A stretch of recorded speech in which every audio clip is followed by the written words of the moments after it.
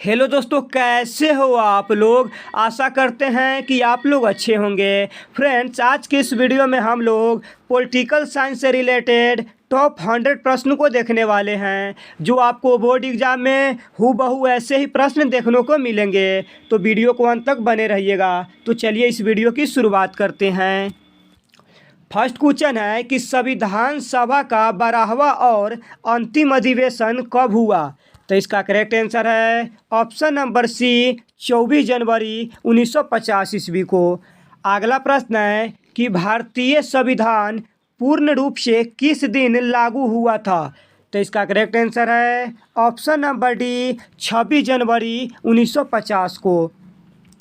अगला प्रश्न है कि संविधान के किस भाग को आयरलैंड के संविधान से लिया गया है। फ्रेंड्स, यह क्वेश्चन काफ़ी इंपॉर्टेंट है। तो इसका करेक्ट आंसर है ऑप्शन नंबर सी, राज्य के नीति निर्देशक तत्व को। कहाँ से लिया गया है? तो आयरलैंड के संविधान से लिया गया है। अगला प्रश्न है कि संपत्ति का अधिकार भारत में निम्न में से किस वर्ग में आता है। आपको बता दें कि संपत्ति का अधिकार पहले मौलिक अधिकार में आता था, लेकिन 42वें संविधान संशोधन के अनुसार इसे हटाकर विधिक अधिकार कर दिया गया है। इसलिए इसका करेक्ट आंसर ऑप्शन नंबर ए हो जाएगा, यानी विधिक अधिकार। नेक्स्ट प्रश्न है कि संविधान के किस भाग में राज्य के नीति निर्देशक तत्वों का उल्लेख किया गया है।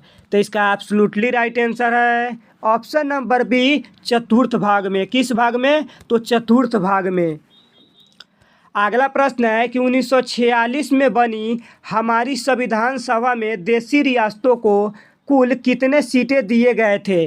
तो इसका करेक्ट आंसर है ऑप्शन नंबर सी, 93, यानी 93 सीटें दी गई थी। अगला प्रश्न है कि संविधान सभा के अध्यक्ष कौन थे। तो इसका करेक्ट आंसर है option number A, doctor Rajendra Prasad. आपको ये बता दें कि डॉक्टर भीमराव अंबेडकर संविधान सभा के अस्थायी अध्यक्ष थे। अगला प्रश्न है कि डॉक्टर भीमराव अंबेडकर संविधान सभा के किस समिति के अध्यक्ष थे। तो इसका करेक्ट आंसर है ऑप्शन नंबर ए, प्रारूप समिति। फ्रेंड्स, यदि आपको किसी भी प्रश्न का उत्तर मालूम हो तो आप कमेंट बॉक्स में लिखकर बता सकते हैं। अगला प्रश्न है कि किस योजना की सिफारिश पर भारतीय संविधान सभा का गठन किया गया। तो इसका करेक्ट आंसर है option number C, cabinet mission योजना 1946 के तहत। अगला प्रश्न है कि किस दल ने संविधान सभा की बैठकों का बहिष्कार किया। तो इसका एब्सोल्युटली राइट आंसर है ऑप्शन नंबर ए, मुस्लिम लीग। आपको ये बता दें कि मुस्लिम लीग की स्थापना 1906 में हुआ था। कब हुआ था? तो 1906 में हुआ था। अगला प्रश्न है कि संविधान सभा में मनोनीत सदस्यों की संख्या कितनी थी। तो इसका करेक्ट आंसर है ऑप्शन नंबर ए, 93। कितनी थी? तो 93 थी। अगला प्रश्न है कि संविधान ने किस भाषा को राज्य भाषा का दर्जा दिया है। तो इसका करेक्ट आंसर है ऑप्शन नंबर बी, हिंदी। अगला प्रश्न है कि प्रतिनिधि सरकार की प्रमुख विशेषता है। तो इसका करेक्ट आंसर है ऑप्शन नंबर बी, संघात्मक सरकार। अब चलिए नेक्स्ट प्रश्न को देखते हैं। अगला प्रश्न है कि चुनाव आयोग और मुख्य चुनाव आयुक्त से संबंधित व्यवस्था संविधान के किस अनुच्छेद में चर्चा की गई है। तो इसका करेक्ट आंसर है ऑप्शन नंबर सी, अनुच्छेद 324 में। फ्रेंड्स, यह क्वेश्चन काफ़ी इंपॉर्टेंट है। अगला प्रश्न है कि मुख्य चुनाव आयुक्त तथा अन्य चुनाव आयुक्तों की नियुक्ति किसके द्वारा की जाती है। तो इसका करेक्ट आंसर है ऑप्शन नंबर ए, राष्ट्रपति। अब चलिए अगले प्रश्न को देखते हैं। अगला प्रश्न है कि मुख्य चुनाव आयुक्त का कार्यकाल कितने वर्ष का है। तो इसका सही उत्तर है ऑप्शन नंबर बी, 6 वर्ष या 65 वर्ष की आयु तक, जो भी पहले हो। अगला प्रश्न है कि संविधान के किस अनुच्छेद के अंतर्गत मंत्रिपरिषद सामूहिक रूप से लोकसभा के प्रति उत्तरदायी है। तो इसका करेक्ट आंसर है ऑप्शन नंबर बी, अनुच्छेद 75 के अंतर्गत। नेक्स्ट प्रश्न है कि भारतीय उपराष्ट्रपति का निर्वाचन किया जाता है। तो इसका सही उत्तर है ऑप्शन नंबर डी, संसद के दोनों सदनों के सदस्यों के द्वारा। नेक्स्ट प्रश्न है कि राज्य की कार्यपालिका शक्ति निहित है। तो इसका सही उत्तर है ऑप्शन नंबर बी, राज्यपाल। फ्रेंड्स, यदि आपको किसी भी प्रश्न का उत्तर मालूम हो तो आप कमेंट बॉक्स में लिखकर बता सकते हैं। अगला प्रश्न है कि दोनों सदनों की संयुक्त बैठक की अध्यक्षता कौन करेगा। तो इसका करेक्ट आंसर है ऑप्शन नंबर सी, लोकसभा के अध्यक्ष। अगला प्रश्न है कि संसद की प्राक्कलन समिति के सदस्य कौन होते हैं। तो इसका करेक्ट आंसर है ऑप्शन नंबर बी, लोकसभा के सदस्यों में से चुने जाते हैं। अब चलिए अगले प्रश्न को देखते हैं। अगला प्रश्न है कि राज्यसभा में कोरम के लिए निर्धारित सदस्य संख्या है। तो इसका सही उत्तर है ऑप्शन नंबर ए, 25। आपको ही बता दें कि लोकसभा में निर्धारित कोरम की संख्या 55 होती है। कितनी होती है? तो 55 होती है, लेकिन राज्यसभा में 25 होती है। अगला प्रश्न है कि विधान परिषद के सदस्यों का कार्यकाल होता है। तो इसका सही उत्तर है ऑप्शन नंबर बी, 6 वर्ष यानी 6 वर्ष होता है। नेक्स्ट प्रश्न है कि सर्वोच्च न्यायालय के न्यायाधीशों की नियुक्ति कौन करता है। तो इसका करेक्ट आंसर है ऑप्शन नंबर ए, राष्ट्रपति। अगला प्रश्न है कि संघवाद का पुरातन यानी क्लासिकी दृष्टिकोण क्या है। तो इसका करेक्ट आंसर है ऑप्शन नंबर डी, संघवाद का एकात्मक प्रतिमान। नेक्स्ट प्रश्न है कि भारतीय संविधान के अंतर्गत संघ और राज्यों के बीच शक्तियों का विभाजन किसकी प्रेरणा पर आधारित है। तो इसका करेक्ट आंसर है ऑप्शन नंबर बी, कनाडा। अब चलिए नेक्स्ट प्रश्न को देखते हैं। अगला प्रश्न है कि निम्न में से कौन राज्य सूची का विषय है। तो इसका सही उत्तर है ऑप्शन नंबर बी, कानून व्यवस्था। नेक्स्ट प्रश्न है कि 42वें संविधान संशोधन द्वारा किस विषय को समवर्ती सूची में जोड़ा गया। तो इसका करेक्ट आंसर है ऑप्शन नंबर ए, जनसंख्या नियंत्रण को। अगला प्रश्न है कि भारतीय संघ में एकात्मकता का कौन लक्षण है।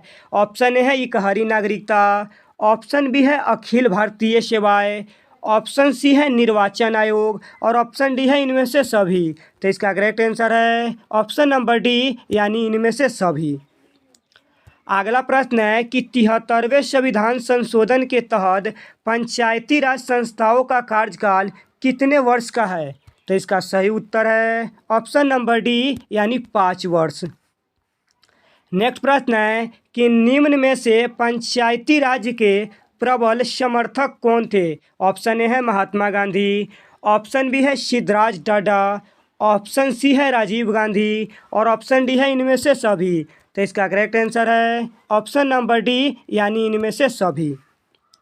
नेक्स्ट प्रश्न है कि 73वें संविधान संशोधन द्वारा संविधान में कौन सी अनुसूची जोड़ी गई। तो इसका करेक्ट आंसर है ऑप्शन नंबर सी, 11वीं अनुसूची जोड़ी गई। अगला प्रश्न है कि भारत के संविधान में 42वां संविधान संशोधन किस वर्ष किया गया। तो इसका सही उत्तर है ऑप्शन नंबर डी, 1976 में। नेक्स्ट प्रश्न है कि निम्नलिखित में से किस दल ने हिंदी विरोधी आंदोलन का संचालन किया था। तो इसका करेक्ट आंसर है option number D, DMK। Friends, ये सारे प्रश्न काफ़ी इम्पोर्टेंट है। अगला प्रश्न है कि बाबरी मस्जिद का विध्वंस किस वर्ष हुआ था। तो इसका एब्सोल्युटली राइट आंसर है ऑप्शन नंबर सी, 1992 में यानी 1992 में हुआ था। अगला प्रश्न है कि लैटिन भाषा के लीवर शब्द का अर्थ होता है।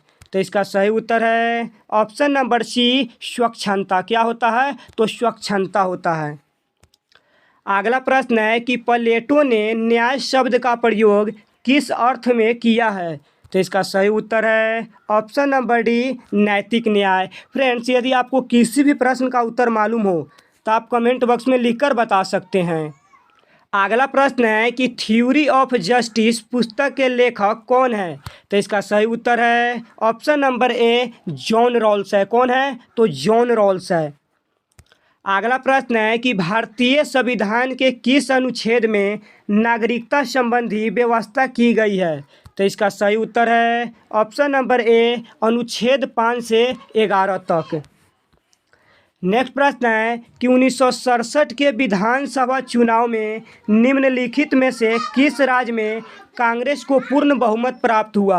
तो इसका सही उत्तर है ऑप्शन नंबर बी, बिहार राज्य में प्राप्त हुआ था। नेक्स्ट प्रश्न है कि किस वर्ष गोवा भारत संघ का पूर्ण राज्य बना? तो इसका सही उत्तर है ऑप्शन नंबर डी, 1987 में। कब बना था? तो 1987 में। नेक्स्ट प्रश्न है कि कांग्रेस का विभाजन किस वर्ष में हुआ था? तो इसका करेक्ट आंसर है ऑप्शन नंबर सी, 1969 में। कब हुआ था? तो 1969 में हुआ था।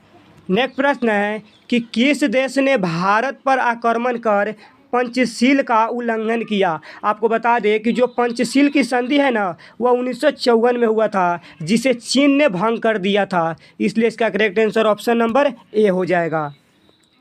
नेक्स्ट प्रश्न है कि भारत और पाकिस्तान के बीच 1972 में कौन से समझौते पर हस्ताक्षर हुए? तो इसका सही उत्तर है ऑप्शन नंबर ए, शिमला समझौता। कौन से समझौते थे? तो वह शिमला समझौता था।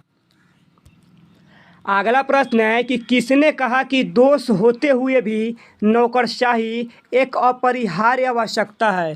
तो इसका सही उत्तर है option number B, Max Weber. किसने कहा था? तो मैक्स वेबर ने कहा था। नेक्स्ट प्रश्न है कि 1975 में आपातकाल की घोषणा करने वाला राष्ट्रपति का नाम है? तो इसका सही उत्तर है option number A, Fakhruddin Ali Ahmed. Friends, यह क्वेश्चन काफ़ी इम्पोर्टेंट है। नेक्स्ट प्रश्न है कि शिवसेना किस राज्य का एक क्षेत्रीय दल है? तो इसका करेक्ट आंसर है ऑप्शन नंबर बी, यानी महाराष्ट्र। अगला प्रश्न है कि मेघा पाटकर का नाम किस आंदोलन से जुड़ा है? तो इसका सही उत्तर है ऑप्शन नंबर ए, नर्मदा बचाओ आंदोलन। अब चलिए नेक्स्ट प्रश्न को देखते हैं। अगला प्रश्न है कि किस संविधान संशोधन के द्वारा पंचायतों में महिलाओं को आरक्षण प्रदान किया गया? तो इसका करेक्ट आंसर है ऑप्शन नंबर डी, 73वां संविधान संशोधन के द्वारा। नेक्स्ट प्रश्न है कि बहुजन समाज पार्टी के संस्थापक कौन थे? तो इसका करेक्ट आंसर है ऑप्शन नंबर डी, कांशीराम।